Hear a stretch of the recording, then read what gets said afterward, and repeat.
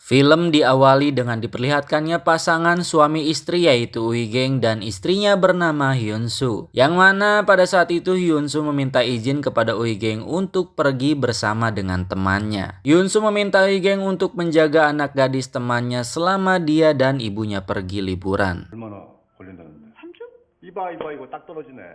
Mengetahui permintaannya ditolak, Hyunsu pun memberikan penawaran kepada Uigeng. Kalau ia mau menjaga anak gadis temannya, maka Hyunsu pun akan memuaskan Uigeng saat dia pulang. Dan tak tahan dengan tawaran itu, Uigeng pun akhirnya menyetujui permintaan istrinya. Singkat cerita, hari pemberangkatan pun tiba. Uigeng mengantarkan istri bersama dengan temannya ke bandara. Hyunsu pun mengatakan kalau dia akan menelponnya nanti.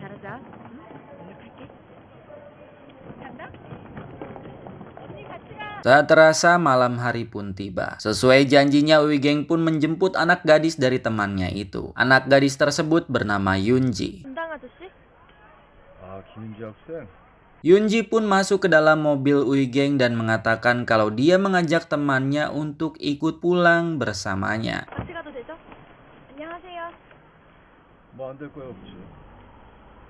Tak lama kemudian mereka pun sampai di rumah teman Yunji. Yunji pun mengatakan kalau dia akan menginap di rumah temannya malam ini dan meminta Uigeng untuk merahasiakan ini kepada ibunya. Uigeng pun menyetujuinya lantas memberinya tambahan uang jajan untuk bersenang-senang bersama dengan temannya.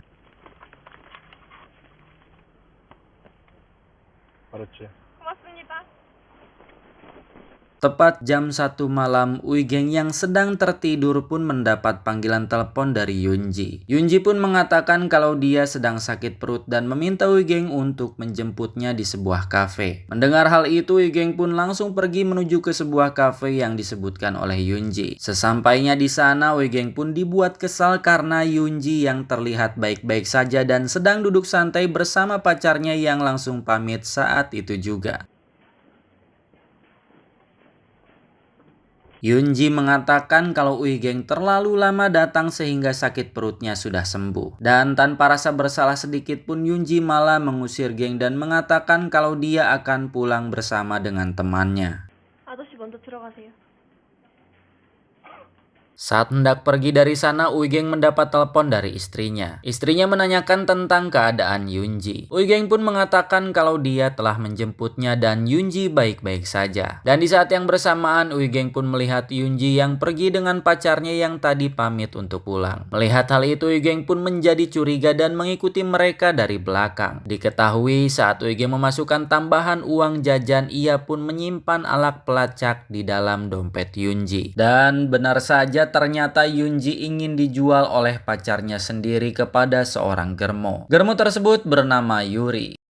Yang mana Yuri ini sengaja menggunakan para remaja tampan untuk memikat gadis-gadis remaja yang masih sekolah, yang kemudian gadis-gadis tersebut mereka jadikan sebagai pemuas nafsu bagi para pria hidung belang. Yunji yang tak terima diperlakukan seperti itu pun ia pun memberontak. Terlihat Yuri pun akan menamparnya, namun tiba-tiba ya, Uigeng pun akhirnya sampai. Yuri yang melihat hal itu pun langsung saja menyuruh anak buahnya untuk menghajar Uigeng.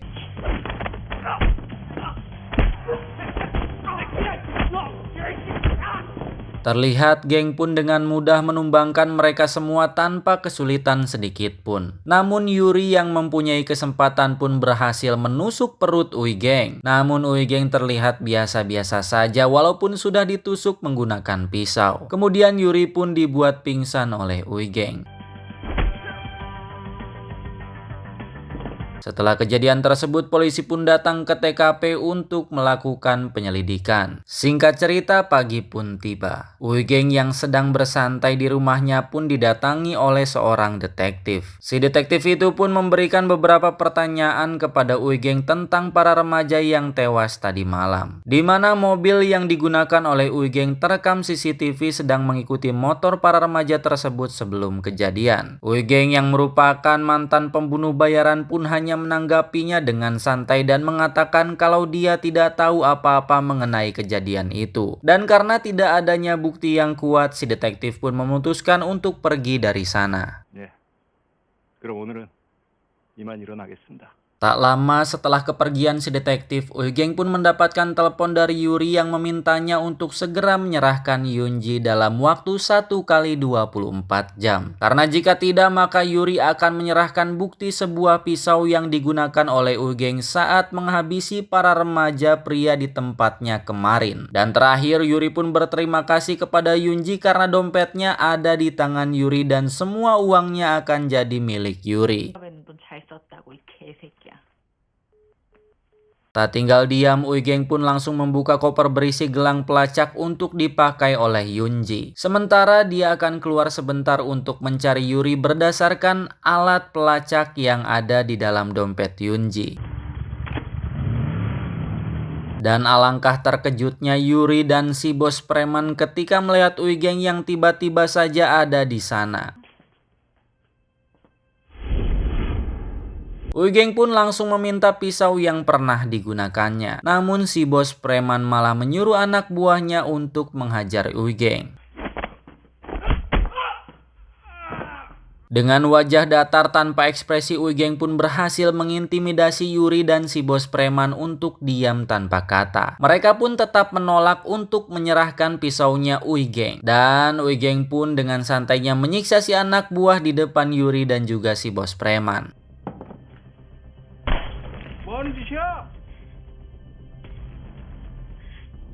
Terlihat si bos preman yang ketakutan dan langsung menyerahkan pisau tersebut.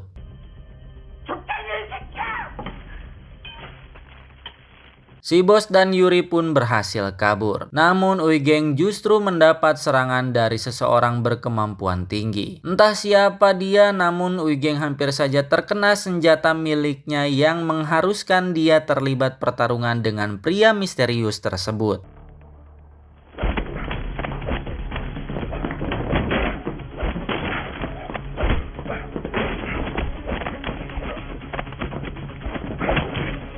Karena tidak ingin membuang waktu, Uigeng pun langsung melumpuhkan kakinya dengan mudah. Kemudian dia pun pergi begitu saja karena merasa tak punya masalah dengan pria misterius ini. Terlihat juga kondisi rumah Uigeng yang sudah acak-acakan berikut dengan Yunji yang ternyata sudah diculik oleh orang-orang dari kelompok mafia yang mempekerjakan si Yuri. Dengan bermodalkan gelang pelacak yang sudah dipasang sebelumnya, tak sulit bagi Uigeng untuk menemukan lokasi di mana dia berada saat ini. Dan akhirnya geng pun mulai serius dengan masalah ini dan membuka sebuah koper yang berisi pistol yang biasa digunakan oleh seorang profesional. Sesuai lokasi alat pelacaknya, Uigeng pun akhirnya sampai di markas tempat dikurungnya para gadis-gadis muda. Setelah memeriksa semua ruangan, dia tidak juga menemukan keberadaan Yunji. Namun Uigeng melihat Yuri yang akan kabur bersama dengan kelompok mafia. Uigeng pun berhasil menangkapnya dan segera mencari tahu informasi tentang Yunji. Uigeng pun membawa Yuri kembali ke dalam. Dia memaksa Yuri untuk memberitahukan di mana Yunji berada. Karena terus-menerus disiksa, Yuri pun akhirnya mengatakan kalau Yunji telah dibawa ke sebuah hotel yang bernama Don't Tell That. Setelah mendengar hal itu, Uigeng pun langsung bergegas menuju hotel tersebut.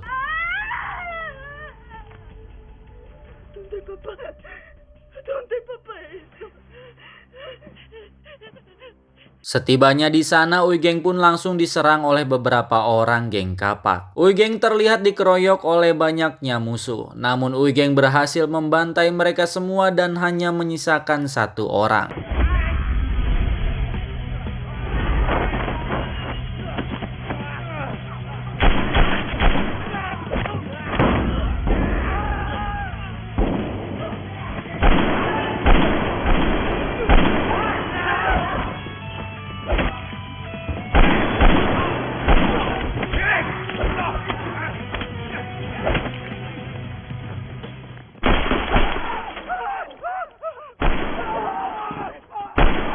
Uigeng pun lantas bertanya apakah dia mengetahui seorang gadis yang sedang dia cari. Namun si pria ini pun menjawab bahwa hanya manajer hotel lah yang mengetahui keluar masuknya gadis-gadis di tempat ini. Di saat yang bersamaan, tiba-tiba saja si manajer terjatuh dari lantai atas dan tewas seketika.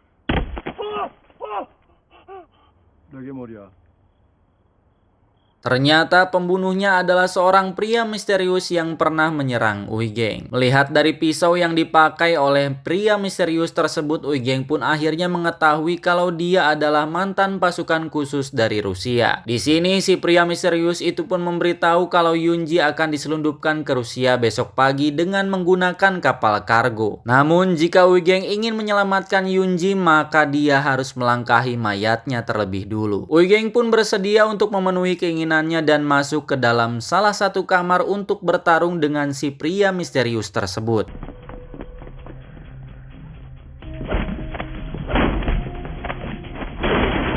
Namun karena geng tidak mempunyai waktu yang banyak, akhirnya dia mengikat si pria misterius itu dengan tali dan langsung melompat dari jendela.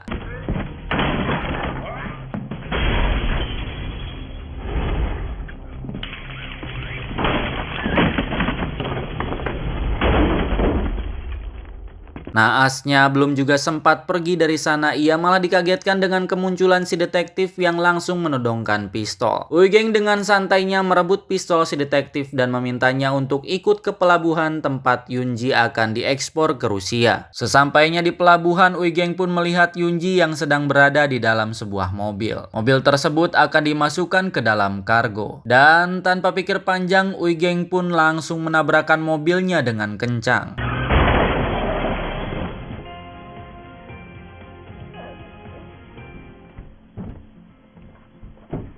Setelah memastikan Yunji baik-baik saja, Uigeng pun menghampiri si bos preman untuk mencari tahu siapa dalang di balik penculikan Yunji. Namun si bos preman tetap kekeh untuk tidak memberitahu Uigeng. Akhirnya Uigeng pun memutuskan untuk menembak si bos preman.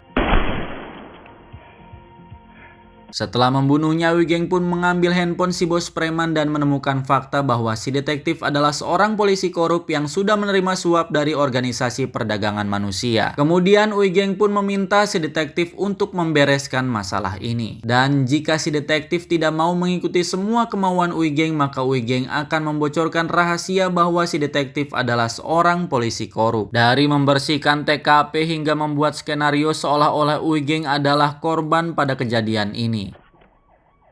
조만간 연락할게. Kemudian Yunji pun dirawat di rumah sakit dengan penjagaan super ketat oleh pihak kepolisian. Kemudian Uigeng pun bertanya kepada si detektif siapakah bos besar yang menjalankan bisnis perdagangan manusia. Dan si detektif pun menjawab bahwa dia juga tidak mengenal orang tersebut. Karena selama ini dia hanya menerima bayaran dari seorang perantara yang bernama Park. Park merupakan orang yang mempunyai koneksi langsung dengan mafia Rusia. Tanpa buang-buang waktu, Uigeng pun langsung menyerang markas Park sambil minum kopi.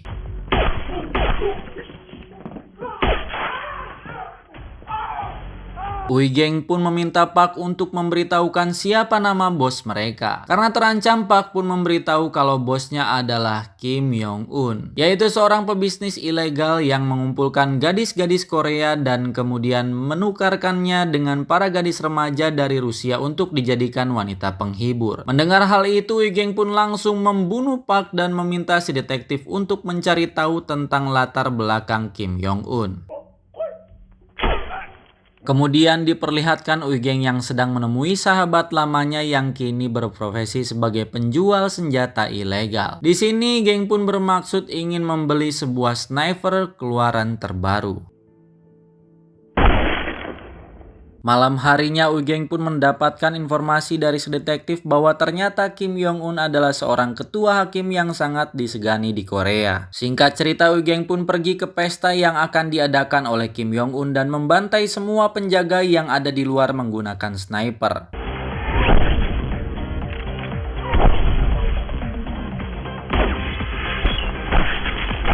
Setelah menghabisi penjaga yang ada di luar, Uigeng pun langsung menerobos masuk dengan ditemani si detektif. Namun ternyata si detektif malah mengkhianatinya dan langsung menodongkan pistol ke arah Uigeng. Akhirnya Uigeng pun terpaksa menyerahkan diri dan kemudian dibawa menghadap dengan Kim Jong-un. Setelah puas menghina Uigeng, Kim Jong-un pun menyuruh si detektif untuk membunuhnya.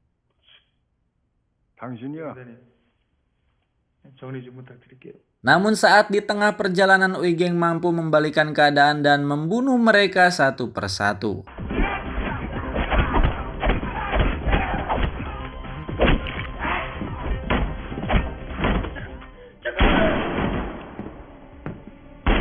Setelah membunuh si detektif, tiba-tiba saja si pria misterius pun muncul dan menyerangnya. Sehingga terjadilah pertarungan 1 lawan 1. Mereka berdua melakukan pertarungan yang sangat sengit.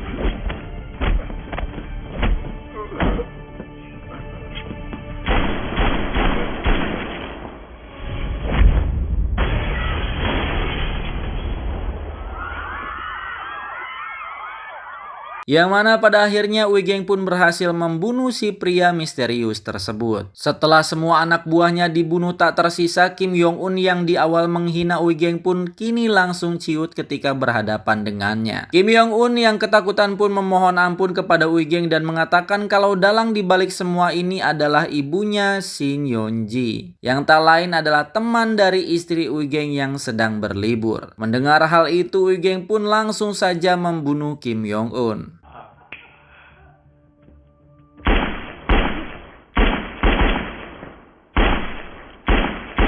Setelah mengetahui kalau dalang dari semua kejahatan ini adalah ibunya Yoon-ji, Uigeng pun langsung menyusul istrinya yang sedang berlibur. Dia pun diam-diam masuk ke dalam mobil milik teman istrinya dan di sini Uigeng pun langsung menodongkan pistol kepadanya dan mengatakan kalau dia akan menjaga Yoon-ji dengan baik. 윤지는 어른이 될 때까지는 내가 돌볼 거야. Di akhir film kita diperlihatkan dengan Uigeng dan Yoon-ji yang menemui Hyun-soo, istrinya di sebuah pantai dan film pun berakhir. Baik, itulah tadi alur cerita film The Killer. Pesan yang dapat disampaikan dari film ini adalah sayangilah orang-orang sekitarmu.